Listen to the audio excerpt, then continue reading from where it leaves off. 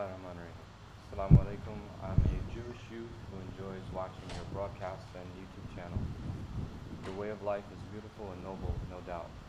In my personal life, some Muslims unfortunately cause conflict with me for no reason and say Muslims and Jews cannot get along. This seems to go against your rhetoric and leaves me confused. In Islam, are Muslims allowed to have non-Muslim friends? And is it true that most Muslims hate Jews? I do apologize for taking up your time. Bismillahirrahmanirrahim. Assalamu alaikum wa rahmatullah. Welcome to you. Welcome to anyone. Okay.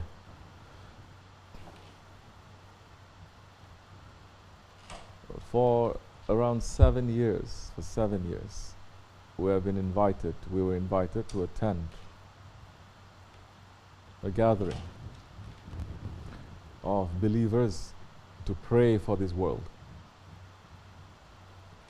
For over 7 years, they had it on the Washington Monument, right in front of the White House.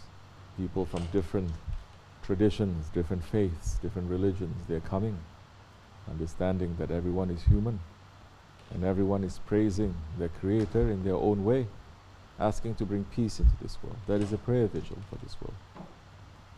Sit down. Using without intelligence. I'll let go a little bit.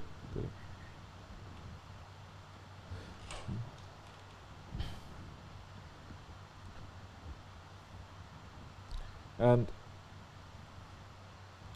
I remember there was one morning they had a ceremony and they say we have to pray for peace in Palestine. And they invited people who are from the Jewish faith, people who are Christians and Muslims to come up and to say a couple of words to say. So the rabbi came up. No, it's not a joke. And the Christian priest came up. Then they asked me to speak. And I said, people have to remember that this period of conflict in the Middle East, especially they are saying between the Jews and the Muslims, this is only a short period in the long history of the Middle East between Muslims and Jews in particular. And in this long history, the Muslims and the Jews, they were not at war, they were not in conflict, they were living together. Living together as people of the book. But they want us to forget that.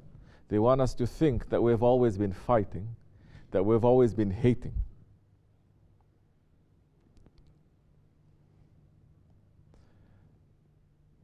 The first calls was to the Bani Israel when the Holy Prophet ﷺ received the revelation. And there were many who received him, who responded, and who accepted. Especially in Medina. Then later on, in the time of Hazrat Abu Bakr, Hazrat Umar, especially in the time of Hazrat Umar, when he took Qudus, Jerusalem, and he freed it from the hands of the Christians. And the Christians, to insult the Jews, they made that area the Wailing Wall, they call it. They made that to become a public toilet. They put all their toilets in there for over 100 years. And when Hazrat Umar, he freed this holy city, which in the ruling of the Christians, the Jews were not allowed to come to pray, to worship there. Hazrat Umar then went to that area saying, where is the area of these holy places? And he went and by himself, he cleaned it. The Khalifah went on his hands and his knees and he cleaned it. He invited the Jews to come back, say, this is your place to come and worship. Started building the Watu Sakhra, started building the Masjid al-Aqsa. That the Masjid al-Aqsa, they were mostly built by the people. There was from that area who accepted Islam. There was from the Bani Israel. And when they accepted, and when they built the Masjid al-Aqsa, they believe that this is the fulfillment of the third temple. So from that time, we're talking about 1400 years ago, until 1923, there was no conflict now between the majority of the Jews and the Muslims, especially in that area. What happened? I never heard of any, suicide bombers. 1400 years of Islam, I never hear of any suicide bombers until yesterday. They were living together. And the Prophet ﷺ made special provisions to the Ahlul Kitab, to the people of the book, to the Jews and the Christians. So, what has happened in the last 100 years when the ruling of Islam was removed and when fitna and confusion was planted into these different areas? Because of this dunya and because of politics. And when people from the West now start dividing this whole area, and the people now started to take sides and not understanding who they're fighting against, why they're fighting. So you get a lot of confusion. And you get a lot of amnesia. And people are trying to say to other people, no, we've always been enemies. Enemies for 1,000 years. Show me the proof. What is that? What is the enemies of over 1,000 years? When Islam was ruling all of the Middle East, when Islam was ruling all of the Middle East, it could have destroyed every church and every synagogue, every shul that is there. It could have. What stopped it? Because the Prophet is saying, live with them. Don't force your religion on them. If they are agreeing to live under your ruling, then let them to be. Let them to have their own culture, their own religion. They must have their own ruling system under you too. And especially with the ruling of the Ottoman Turks, now we see that they are able to now judge people according to their humanity, not according to their religion. So everyone now is going to live according to how much they are going to contribute to their civilization, not the color of their skin or their religion. And there are still people like that today. But we get a lot of confusion, and they want to push us not to find peace. Or everyone who says they want to have peace in the Middle East, they're just full of garbage. They don't want peace. The whole aim is not to stabilize the region, it's just to make this region to be unstable. Because with war, they say we can rule. With war, we can make money. With war, we can control. Once there is peace, we cannot penetrate them. And so, now those ones that they are saying we have no problems with you, the Jews or the Christians saying we have no problems with you, we don't have to agree. If we can say lakum dinukum waliyad-din, to you your religion and to me mine, and we behave like decent human beings, this is what the ruling of Islam has always been. This is the tradition from the time of the establishment of the first Islamic ruling system in Medina right up to the Ottomans. This is how it is. The Jews and the Christians, even in India now you have unbelievers, they are also there and they are living together, because Islam's aim is not to reach utopia. This is not to make this world into perfection. This world is not perfect. It can never be perfect. We have solved that question 1400 years ago. This is asfal as-safilin. This is the lowest of the low. But Allah has created mankind, not Jews, not Christians, not Muslims, mankind. And this is another problem. If the Jews are going to say we are the only people who are blessed to be mankind and the rest is half animal, that's a problem. If the Jews, they are saying we're the only ones with the spirit from God, everyone else is half animal, that's a problem. Then with that kind of arrogance and superiority, you will justify doing every cruelty to mankind, saying that, well, they are not mankind. The 7 laws of Nuh alayhi salam only applies to them. We have more laws, but we have more right because we are the chosen ones. Then there is a problem. But if you say, everyone is chosen, like the Prophet says, there is no superiority between the Arab and the non-Arab, except in the nearness to Allah. He said it 1400 years ago now.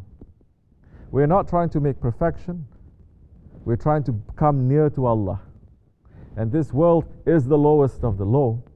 If you find like-minded people who are looking and searching for Allah subhanahu wa ta'ala, very good. Leave them alone. Let them. You are following your religion. And you're following and you're saying, this is the end. This is the limit of my understanding. I cannot get more. If you like, come to Islam. We have more to teach you. And those ones who accepted Islam were from the Bani Israel. They rose to even higher stations. There was one of the wives of the Holy Prophet ﷺ.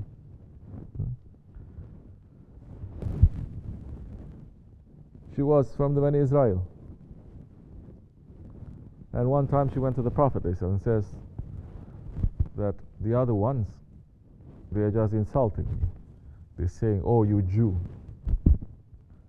Like that. He says, and I feel very sad. And the Prophet says, don't worry, don't be sad. Next time they say, oh, you Jew or you Jewish woman, say to them,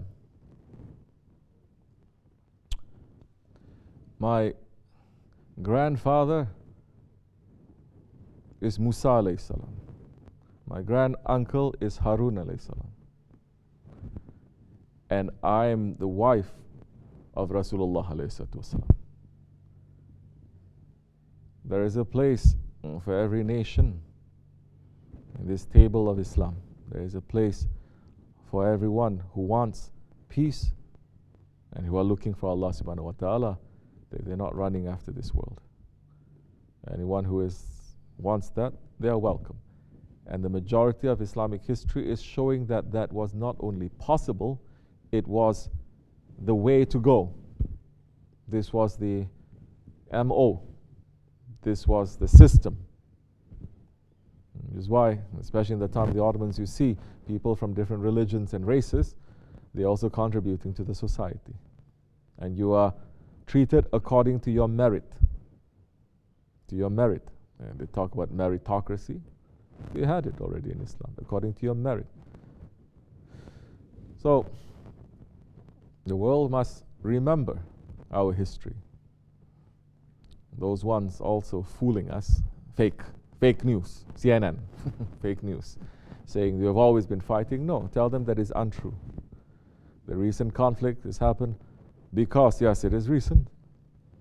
Maybe in the past 100 years, it's because of the interferences of those ones who are not even considered Jews by the people who practice real Judaism, the Zionists, they say. And in the beginning, when the state of Israel was formed, majority of the religious Jews, they rejected. They say no. Only what they call the Mashiach has the power to bring everyone together. You cannot do it. You cannot force it. They were against it. Later they changed their mind, but that was how it was. So, the Jew has no superiority over the non-Jew. The Arab has no superiority over the non-Arab. And the non-Arab does not have superiority over the Arab or the Jew, except taqwa. Except if you are running to know Allah and to please Him. And which is why in the history of Islam too, you see the closeness of the religious Jews and the people who are running for tasawwuf and tariqat. You see their relationship, it is respectful. And you see them in the golden age of Judaism, which happened in Islamic Spain. It didn't happen in Europe. Eastern Europe, if we can compare that to what had happened with Maimonides and his son,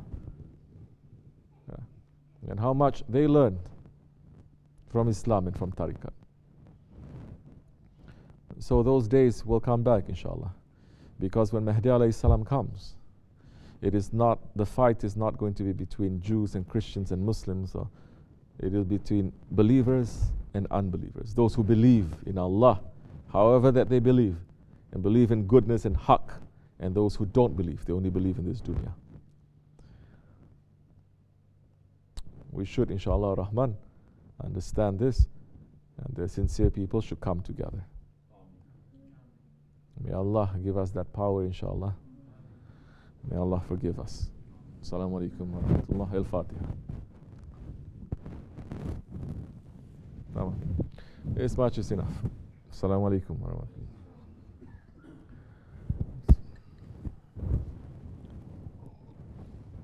Now give.